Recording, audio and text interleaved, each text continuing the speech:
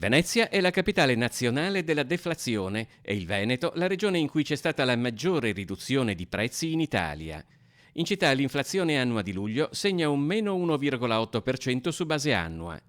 Secondo i dati dell'Istat, che peraltro vedono Verona in seconda posizione, Venezia batte in classifica non solo tutti gli altri capoluoghi di provincia, ma anche tutte le città che hanno partecipato alla rilevazione.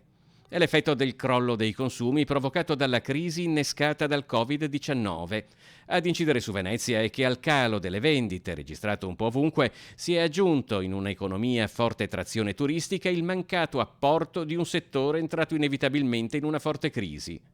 Basti pensare, ha osservato Massimiliano Dona, presidente dell'Unione Nazionale Consumatori, che mentre la divisione di spesa dei servizi ricettivi e di ristorazione in Italia ha avuto un calo medio dei prezzi dello 0,2%, a Venezia si è registrato un crollo da record, meno 7% su base annua.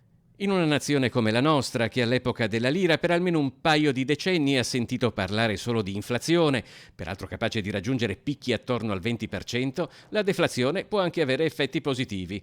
La flessione dei prezzi dell'1,8% di Venezia, ad esempio, secondo l'Unione Consumatori consentirà ad una famiglia media di risparmiare 481 euro all'anno. In Veneto, dove la riduzione dei prezzi è stimato all'1%, permetterà ad una famiglia media una minor spesa pari a 249 euro.